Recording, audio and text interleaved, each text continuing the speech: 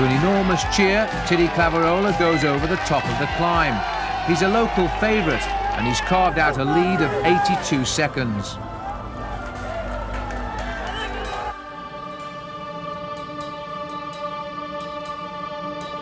The man who is behind Teddy Claverola, it's still Miguel Indurain.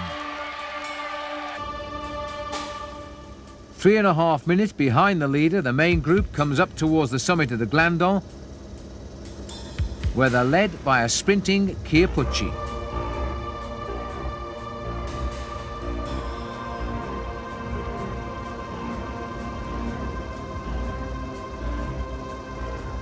Just like yesterday, Claverola is again out in front by himself. On the long downhill, Claverola is pursued by Indurain, the more talented descender of the two. But Indurain has been caught by Le Monde, Bugnot and Pedro Delgado.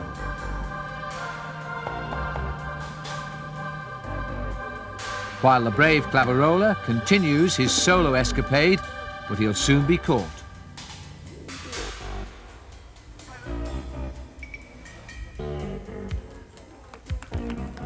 The chase is led by Indurain, working for his team leader, Pedro Delgado. This is Delgado.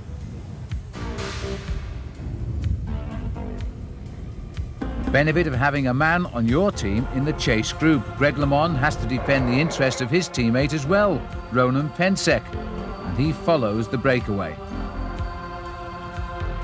Indurain keeps up the ferocious pace ahead of the opportunist Gianni Bugnot. His eyes are on a stage win in the finish at Alpe d'Huez. Claverola will soon be caught by this breakaway group.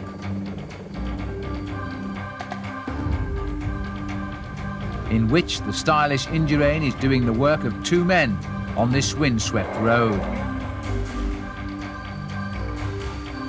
Bugnot follows, and so too does Indurain's teammate Delgado. Indurain is doing all of the pulling for Delgado, whose turn will come on the final climb. Neither Tour of Italy winner Gianni Bugnot nor the ambitious Eduardo Chozas is helping Indurain, while Greg LeMond still follows as well. And Teddy Claverola tries to recuperate from his long solo break. 2 minutes behind, Sean Kelly leads the chase with teammate Eric Breking, while the yellow jersey of Pensek simply follows. Then in Bourg-Voisin, with the Alpe d'Huez climb in sight ahead, Indurain finally sits up and drops away, leaving the other five to battle out the stage.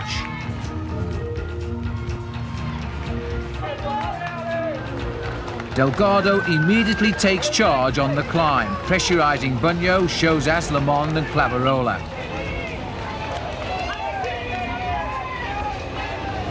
Two and a half minutes behind, Robert Miller and Claude Coquillon leads the chase for Pensek, as Breking follows on comfortably behind them all. Claverola cannot keep pace on this steepest part of the 13 kilometres climb, and he too falls back.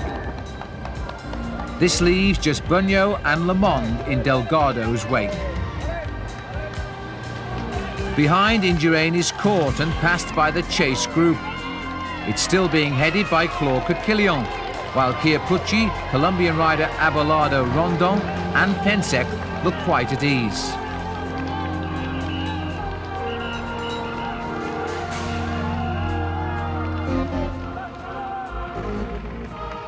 Robert Miller rides particularly hard, followed by his teammate Pensek, Coquillon and Andy Hampston. Pensek is defending his yellow jersey with energy and honour, focusing totally on the slim figure ahead of him of a seemingly tireless Robert Miller. Remarkably, Claverola is catching back to the leaders. Delgado has suddenly tired, while Greg LeMond still follows and Bugnot still waits.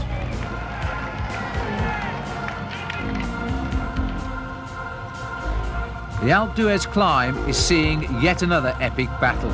Eric Breking has ridden away from the chasers. And 3 kilometres from the summit, After a magnificent chase, he catches the 4 leaders. Behind, Andy Hampsten is showing his best climbing form for years as Pensek hangs on at the back. At the front, Delgado is also dropped as Breking increases the pace. Poor Clavarola is struggling again. And this leaves only Bunyo and Greg LeMond on the wheel of Breking.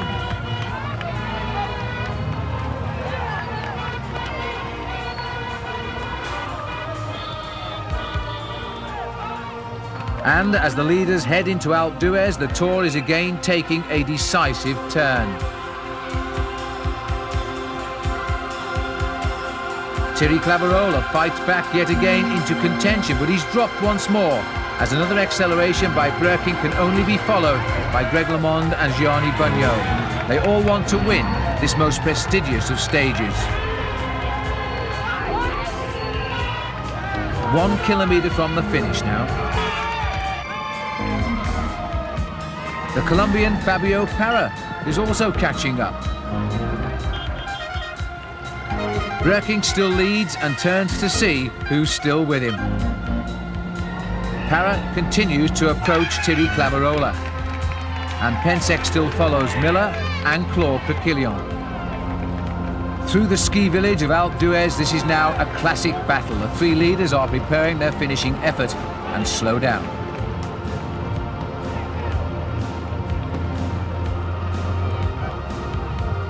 And Thierry Clavarola, again he sprints up to join them. Parra joins the leaders as well, and 5 men head into the final corner, where LeMond dives between Bunyo and Breking and almost falls. LeMond manages to correct himself, and he leads out the sprint from Bunyo. The others are beaten. At first, LeMond appears to be winning.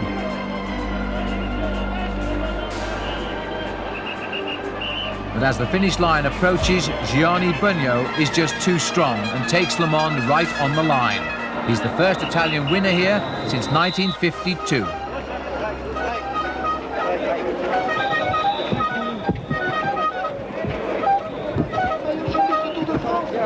Crowd flock around the world's #1, Greg LeMond. But if you look at world rankings, you'll find that honour really belongs to Gianni Bunyo.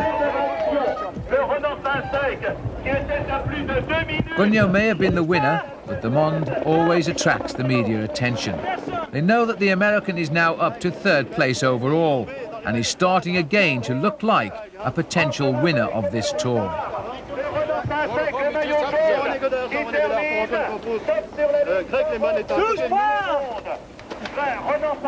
Greg LeMond loses his temper with a reporter, telling him not to touch him. He'll answer questions only after he's cleaned up.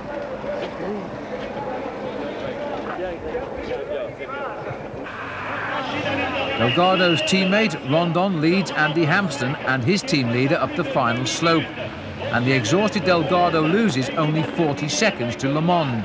It could have been a lot worse. And for Andy Hampsten, it was for him a very good day on Alpe d'Huez. And for the veteran Claude Coquillon, while Pensek has exceeded all hopes by extending his overall lead over Claudio Chiappucci. He hasn't finished yet, while teammate Greg LeMond is still 9 minutes behind on overall time. Could Pensek now be the new hero that French cycling has been seeking?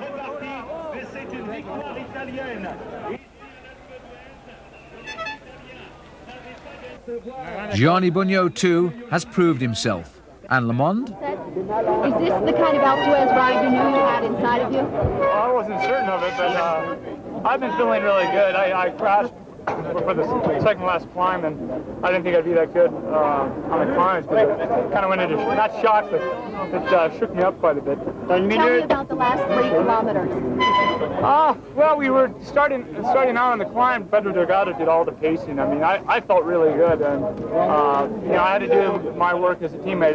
We had the lead, and it was only better that I didn't ride, but I felt kind of sorry for Pedro because he really rode strong, and we were practically standing still towards the last 5 kilometers, last 3 kilometers. And the main thing is I wanted to win the stage, and I was trying to control everybody, and almost went down the last corner and had too big of a gear and let up the sprint too long and lost the stage.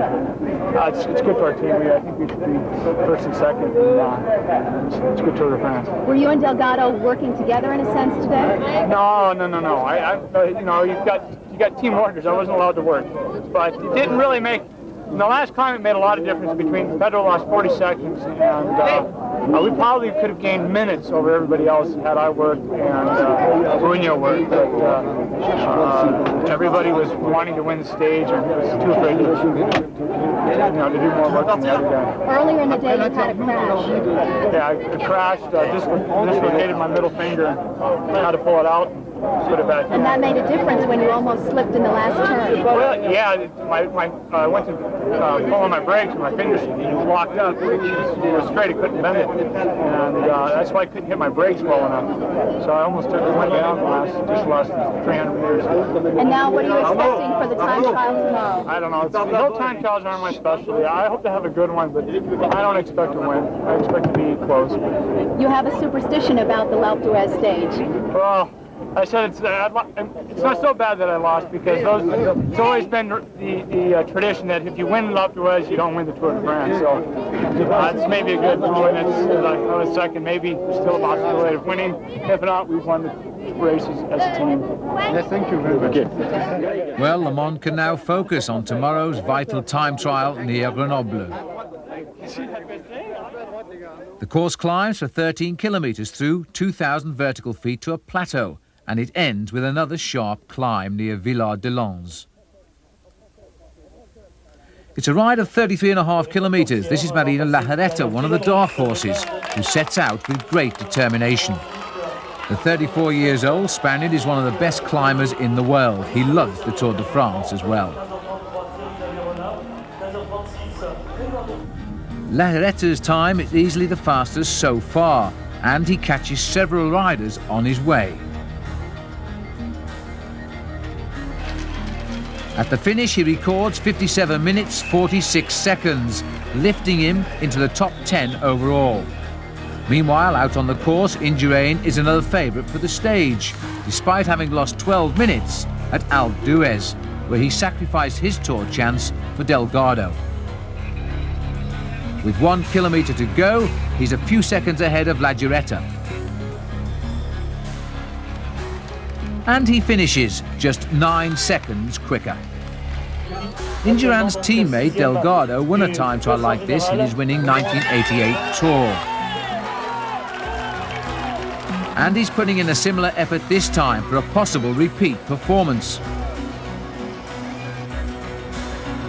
By the time he finishes, he'll be leading by 13 seconds. One rider hoping to better Delgado's time is Greg LeMond, who, against his instinct, is using a disc wheel for the hill climb.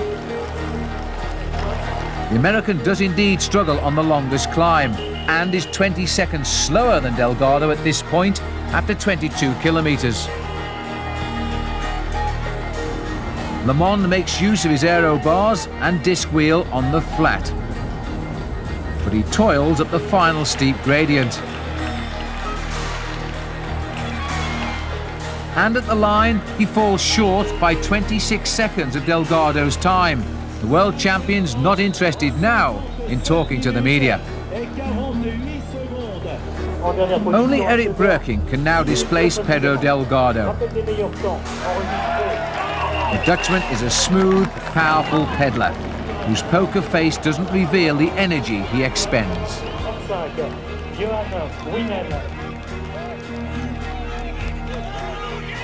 Eric Breukink finishes in 56 minutes 52 seconds, the best time by 30 seconds. Now comes the battle for the yellow jersey. Claudio Chiappucci has to make up 88 seconds to overcome Ronan Pensek.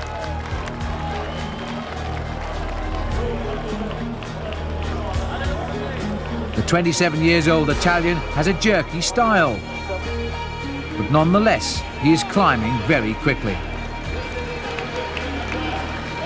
He confidently tackles the final hill And then he sprints across the finishing line in 57 minutes, 57 seconds, the 8th best time. But is it too good for Pensek?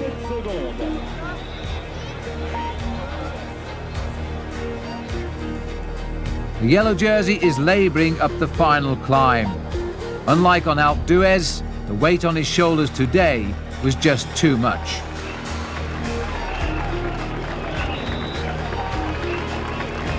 Ronan Pensek finishes 49th. He's lost almost 3 minutes to Claudio Chiappucci, and the yellow jersey has gone in this Tour de France for good.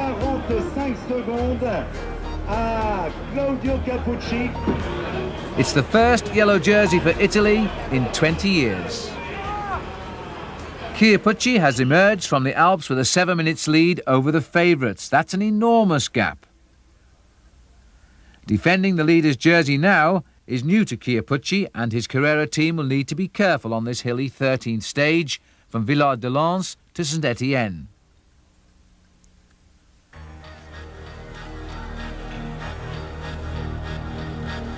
The field are happy to be going away from the steep climbs of the Alps. Frenchman Laurent Biondy is one rider, though, who needs attention from the race doctor.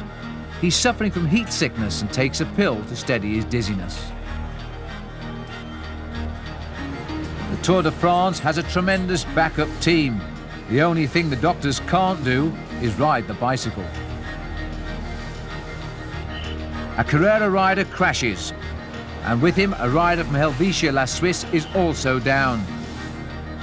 And Dutchman Martin Ducrot needs a pain-killing spray after another crash.